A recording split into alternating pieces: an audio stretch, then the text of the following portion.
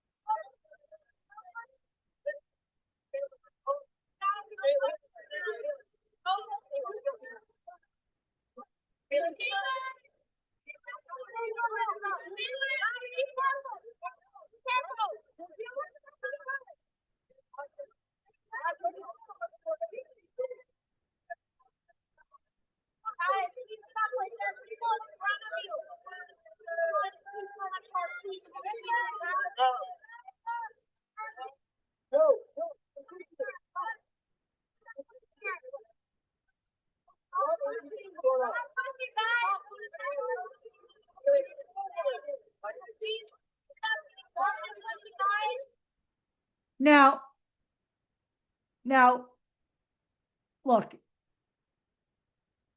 there is no player in the league, past or present, that has that level of energy directed at them.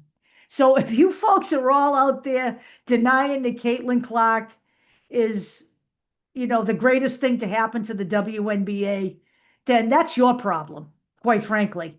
Caitlyn Clark is the GOAT. Okay, she's the GOAT. She is, you know, Sue Bird. I know a lot of people don't like Sue Bird, but Sue Bird described it perfectly when she said that the reason people are drawn to you is you make people feel. That is exactly the magic that Caitlyn Clark has.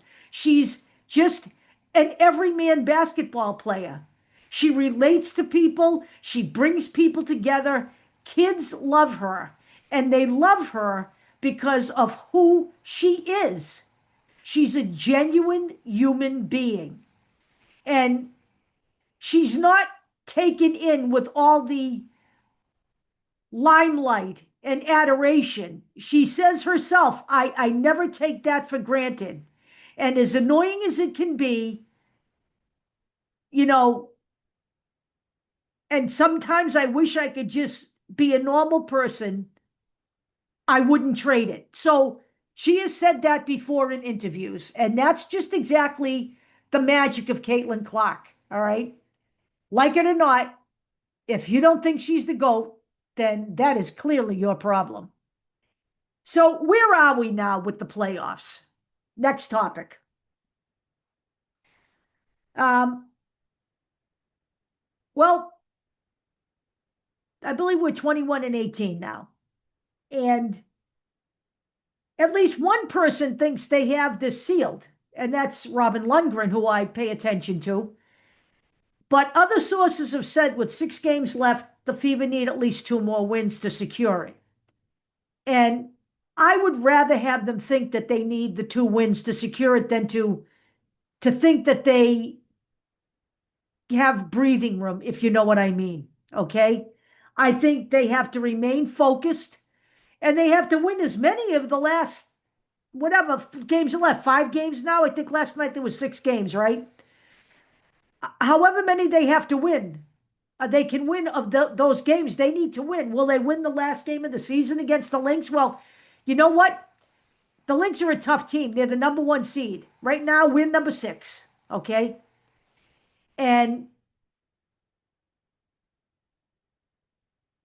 I know they beat they won last night, but they may not beat the Lynx playing that way. So it would behoove them to get as many games as they can under their belt before they have to play the Lynx at the end. They wouldn't want I wouldn't want it to come down to that game. So my opinion is that they need to keep winning as many of these games as they can. Now, what last night's win does give them is it gives Caitlyn Clark a little bit of breathing room to come back. But she has now been in shoot-arounds for 3 games, for 3 days. So she's back out there shooting around. I don't think she's had any full contact practice yet, but they're working up to that. And they're certainly not going to do anything that's going to cause her any more injury or to cause any setbacks. They have to test how much she can handle when it comes to contact, because she's going to get that contact as soon as she gets back in the court. That's part of the game. So, the other thing I wanted to talk about is upcoming games. Tomorrow night, Fever versus the Valkyries, 8:30 p.m. September 2nd, Fever versus the Phoenix Mercury, 10 p.m. Now, would I love to see them beat the Mercury in Phoenix so that we can beat Bonner? I don't care if she's a basketball legend. I don't care how many years she's played in the league. You know, she acted like a Bush League idiot in the way she handled her departure from the Fever, in my opinion. Okay? Going AWOL like that. And pretending it was a personal issue. It wasn't a personal issue. Okay? It was a personal issue in the fact that she wanted to get back to where she once belonged. So I'm sorry that, she made a bad decision, but she made a bad decision in the way she handled it too. And she acted like a jerk against the Fever when she played them the last time, screaming in Lexi Hull's face and all that stuff. So I think it's time to give DeWanna Bonner a little bit of a taste of her own medicine. So I would love to see the Fever beat her and her team in Phoenix. And now this brings me to my last topic. At least one source is saying that Caitlyn Clark is likely to play in Unrivaled in the 2026 season. I'm not so convinced about that. Now, she did not play in the inaugural year of Unrivaled. The CEO of Unrivaled has said that there will always be a spot. They're not going to pressure her, but there will always be a spot for Caitlyn Clark should she decide to play. They're offering her a pretty penny, and they're also offering her a stake in the team. That's how badly they want Caitlyn Clark to lend legitimacy to Unrivaled. Okay? So again, let me just say this. No other player is getting that kind of treatment. No other player. So will she play? Won't she play? I don't know. I don't know, given the injury situation and all of that. You know, two mindsets, right? Maybe she'll play because she's missed a lot of basketball. If she's healthy enough, maybe she'll play. Okay. On the other hand, maybe she'll give her body some more time to rest and do more stuff in the gym. It remains to be seen. But as of now, they have, I think, 90% of the slots filled, and she has not committed. She did say last year when she did not play that she would not rule out playing for them in the future. So we'll have to see how that goes. I have no crystal ball here, okay? So now the other story I wanted to talk about, which I originally thought was a bunch of hooey, but which I have now confirmed as being true, is that Caitlyn Clark turned down a $15 million offer from Ice Cube and his 3-on-3 league, the Big Three.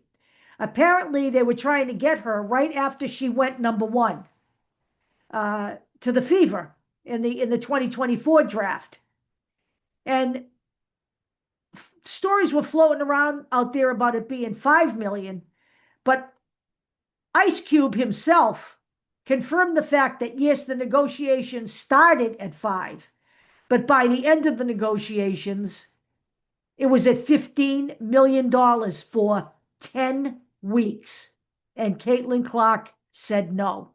She said no because she wants to focus on the WNBA, which leads me to my statement. She wants to play women's professional basketball in the WNBA. That is where she's wanted to be since she was 5 years old. That is where she wants to be. That is what she wants to do. That is her career priority as a sports figure. It is not playing 3-on-3 and earning millions of dollars for 10 weeks. She wants to be a WNBA player.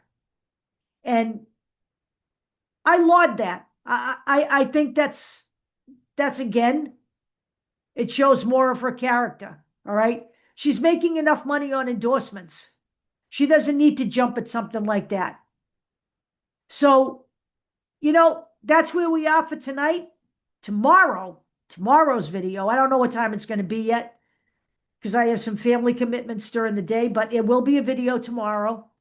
And I'm sure there'll be a video after tomorrow night's game as well. So there could be 2 videos tomorrow because one of these videos will be talking about Caitlyn Clark's new logo, the rationale behind it, and the genius of Caitlyn was here as a tagline. Because there's been a lot of chatter about it out there. So I just want to give you my 2 cents, okay?